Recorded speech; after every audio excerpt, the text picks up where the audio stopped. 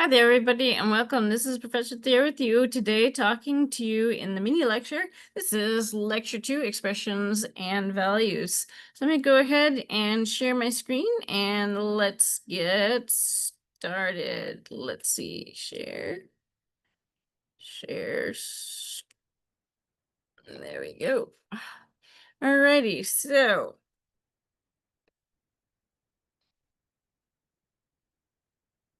this is our second lecture in our mini series. Today's topic is expressions and values. So let's see what we're gonna cover today. We'll take a look at finding out what exactly expressions and values are, and then some related things. We'll be learning about Python types, that is, what kind of a variable is this? And finally, we'll take a look at statements and parsing the expressions, which we touched upon a bit in our previous first lecture. So let's take a look at expressions and values. I'm sure you've seen a basic calculator. These days, you probably use it on your phone. You might do something like press 2 plus 3, and then you press the equals button to evaluate that to get the answer, which is 5. Similarly, in Python, we are able to evaluate expressions. So the expression will represent some data. This is our expression right here. And we would evaluate this expression to yield some answer or the value. So we would have our data. And we would, in Python, type the 2 plus 3 and press enter, and it would evaluate the answer just like we would get on a typical 4-function calculator. So the value has to be equal to the original data. This should be very self-explanatory, because if we type 2 plus 3 and the calculator told us 19, then that really would not be very helpful. The things on each side of the equal sign have to be the same. The value is going to be expressed in a canonical form. So what we mean by canonical form is, for example, the lowest reducible one. You may have encountered canonical form when working with fractions, because as you know, you could have 1/2, which is equal to 2/4, 3/6, and we could write that in many, many different ways, actually an infinite number of ways. And so we need to know, like, well, what's the answer here? So what we need to do is we need to have an agreement on what the canonical form is. And so we will follow the math rules, essentially, in order to bring an expression down to its reduced form. That is, there's no more answers that could be calculated, and then it will display that canonical form. So in order to be able to do this, Python needs to evaluate the expressions, which it is capable of doing just like a calculator, but Python can do even more than calculators can do, because it's not limited to just answering algebra questions. It can also evaluate more complex code.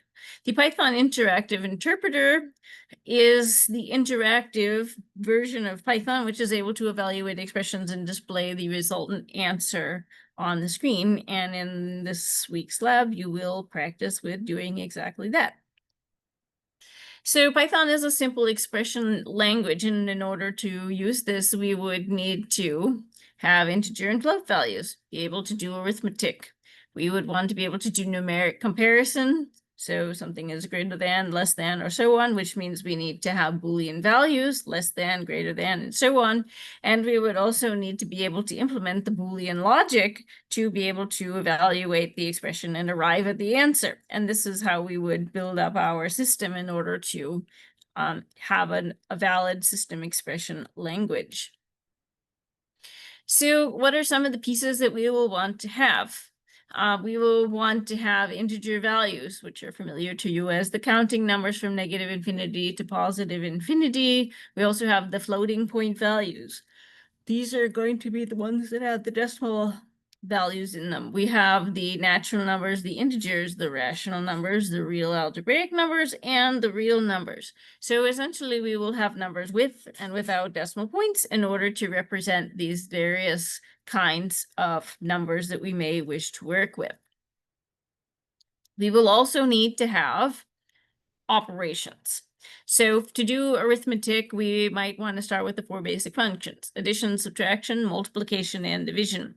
Now in Python, we don't use these traditional signs exactly, but very close. Addition and subtraction are as expected. Multiplication, instead of using the X, uses the single star, which is found on your keyboard on the number 8.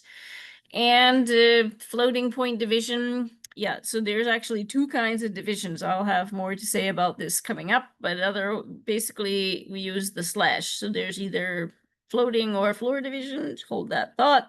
Exponentiation, now you may be used to using the caret symbol, the little like point, up point on number 6 on the standard keyboard. But we will be using the double star in Python, and there is also the remainder, which will go along with our floating point division versus floor division. More to tell you on that in just one moment. We will also want to have equality and inequality. So we want to have the less than symbol, the greater than symbol as expected, right? And then we also have the less than or equal to and greater than or equal to. These ones here, which you're probably familiar with writing with the half of the equal sign underneath it. Now Python does not exactly do that. We write it as two separate symbols parsed as a single entity. So this is less than or equal to, and this is greater than or equal to. Don't forget, big mouth, big number, little mouth, little number. Is equal to is the double equal sign, and not equal to, which you might be used to writing like crossed out equal sign, is the exclamation point followed by the equal sign. The exclamation point generally stands for not in Python. I would also point out that the double equal sign differs from the single equal sign. The single equal sign is to say this does equal that. So if you say x equals 5, it means X gets the value of 5, whereas equals equals is asking the question, is X equal to 5? That's the difference between those two. We'll also need to have the Boolean values, so these will be true and false. These are using the capital letters, so capital T in true and capital F in false. Here we have some Boolean logic. So the Boolean logic allows us to look at negation, conjunction, and disjunction. So here we have and, so this is being illustrated by these two circles. So you have some values A and some values B. The overlap is what is selected by and. If we have or, it would encompass anything that is encompassed either by A or by B, and not would erase all of the things that are included with that part. So if it's A not B, it erases all of the things in B, even if they overlap with A. Now, about those two kinds of division, we need to go back and think about our long division days a little bit here. So I know that there are some different notations for this internationally, so I'm just gonna have a little sample up here of how I was taught and how we typically do this here. So you have 692 divided by 4, and the quotient, the answer goes up here. The dividend is the one inside, and the divisor is the one on the outside. So the slash symbol carries the floating point division. This is a regular long division where you have to do all the work out to figure out, what's the what is the value of this.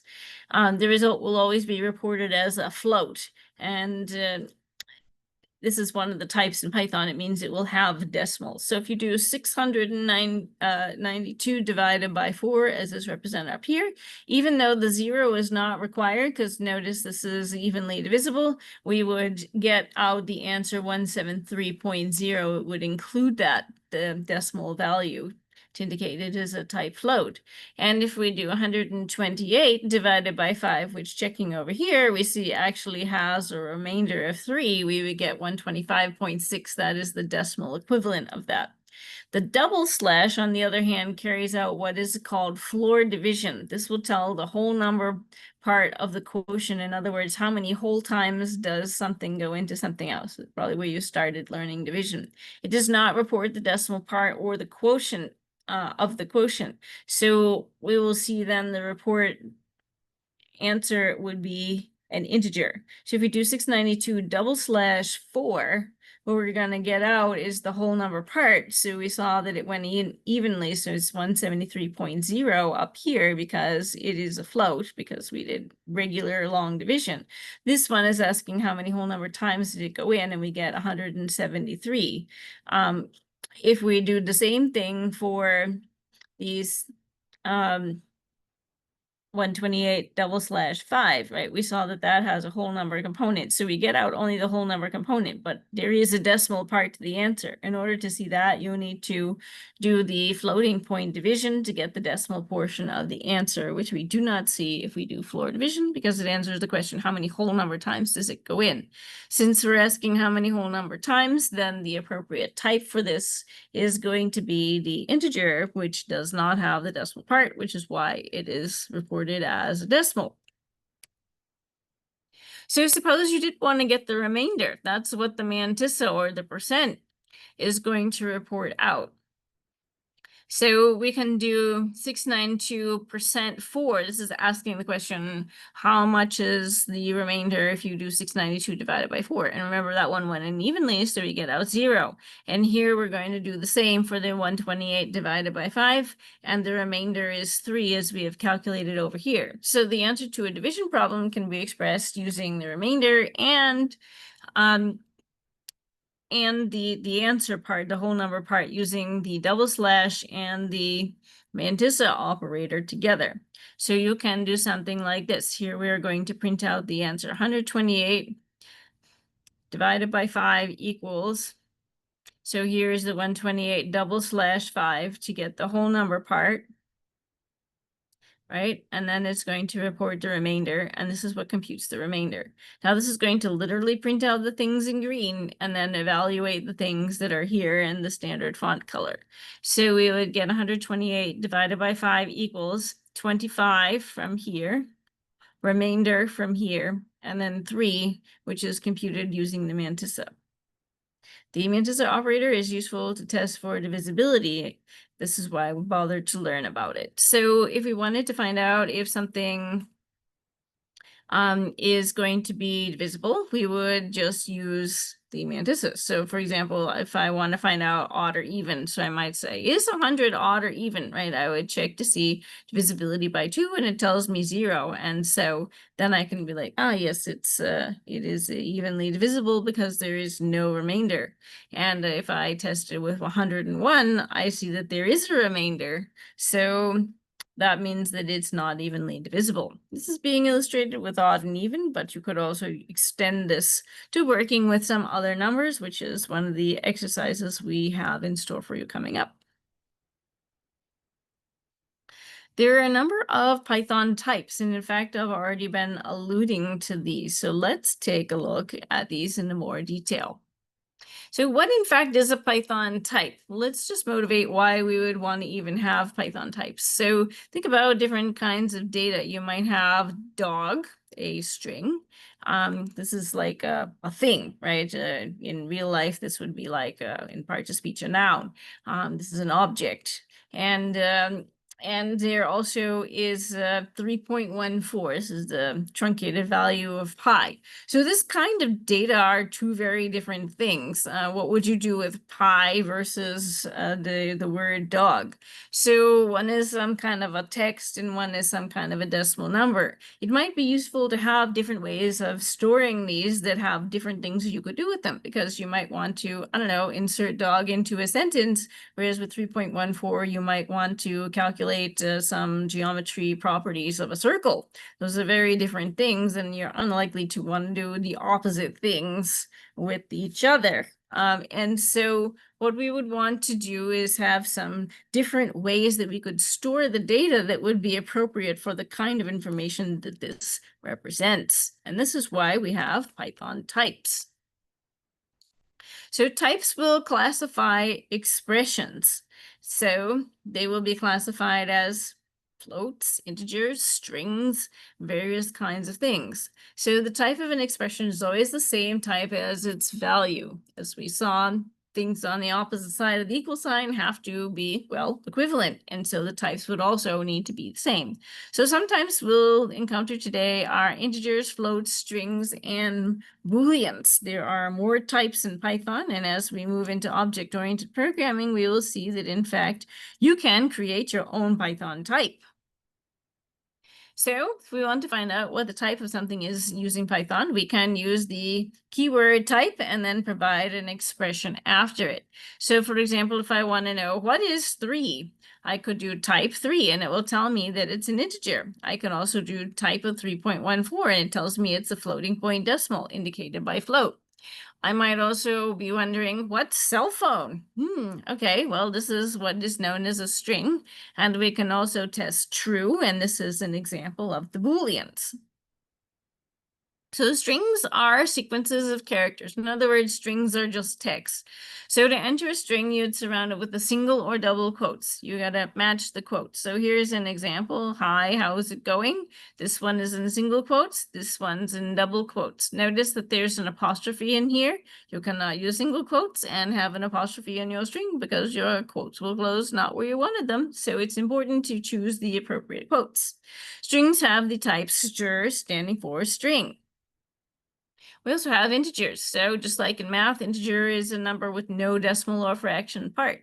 It runs on the set from -infinity to +infinity, inclusive of 0. Integers have the type int. We also have floats. Now, we have already taken a look at trying to do division, right? So if you do 11 divided by 3, we cannot get the answer if we do not take some fractional part. So floating point numbers are variable precision decimal approximations, and they have type float. Python uses the decimal point to indicate that a number is a float rather than an int. So we could do 11 divided by 3 and get this very long value. There is also, we could check the value of 3.0, and we see that this is type float. So this is a little exercise for you to try out to compare between integers and floats. You could consider 3 versus 3.0. Which one is which? Which expressions will have a different type than its constituents? What are the value of the expressions? Here are a few examples for you to try out. So I'd recommend that you would pause the video and test these out for yourself. And when you're ready to continue, we'll be back here to talk through the answers. All right, welcome back. I hope you've had a chance to test out some of these questions. So our first question, consider 3 versus 3.0. This one is very easy to tell apart. If you have the decimal point and the 0 after, that means that it is going to be a floating point decimal, whereas the one with no decimal parts is going to be the integer. Let's take a look at some of these questions. All right, 5/2. So this one is going to be the floor division. So that means it will give us an answer that is going to be an integer, because floor division always tells us how many whole number times something goes in. So when we take a look at this, these are both integers and the answer will be an integer. So no change. 7/5. Now these are two integers. The answer to that is going to be a float because that's not going to go in these evenly. So 7 divided by 5 is going to be 1 point something. This is not going to be even. So the answer will be a float. Notice that even if it was, well, let's see. Let me hold that thought for a sec. All right, 16.0 divided by 4.0. Now, these are two floats. 16 divided by 4, right? So 16 divided by 4 does go in evenly, but we have the decimal parts. What are we going to get? We're going to get out a float part. So we'll get out the float 4.0 is the answer for this. Now, this is where I almost gave it away. 16 divided by 4 represented as integers. Now, the answer will be 4, but what will Python say? Will it say 4 or 4.0? Now, the answer could be expressed just as 4, but because Python does not know ahead of time before it actually computes the answer, it will assume that it may need the decimal components. So even though it's easy to tell in this case in part B that we would need the decimal parts, this will simply just always go to a float, even if it's not needed. So we will in fact get out 4.0 for D as well as C. All right, this is just a little slide to summarize those things that we have just gone over. This is for your study. And so to summarize then in part 2, the ones that did in fact change was 7 divided by 5 gave a float, and 16 divided by 4 also gave us a float. We also have Booleans, so Booleans have the value true or false. The Boolean values are summarized for you over here, which we have seen earlier in today's lesson. So here we have some expressions. We put it in words, and we also have a Boolean answer to that. So 2 is less than or equal to 3. That's true. 2 is greater than 3. That's not true. Equals equals. That means is equal to. Is 2 equal to itself? Yes, that is true. And then 2 is not equal to 0. That also is a true statement. We have the Boolean truth table. So true and true gives true. So this is like if you have two things that are true. True and true gives true, but true and false, if you have something that's true and you also have something that's false, then overall the whole thing will be false. If you have false and true, it's the same as true and false. And if everything is false, then of course the answer will be false. So the only way that something could evaluate true is that everything, in fact, is true. It's like telling the truth.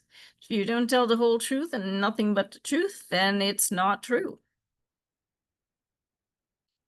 We've seen a number of Python types so far, and as we alluded to, there will be more Python types that we'll encounter in the class, and you will even learn how to make your own Python types. So we have the type string, like hello, and integer, like 2. We have floats, which is like 3.14, and we have Booleans, which is true or false. There will be many more Python types coming up. We can also work with compound expressions. This allows us to involve multiple components to this, and then we would evaluate those expressions to see what the value of it is going to be. Will it be true or will it be false? Or what will the answer be? The expressions are going to be parsed using the order of operations. So here are some examples of compound expressions.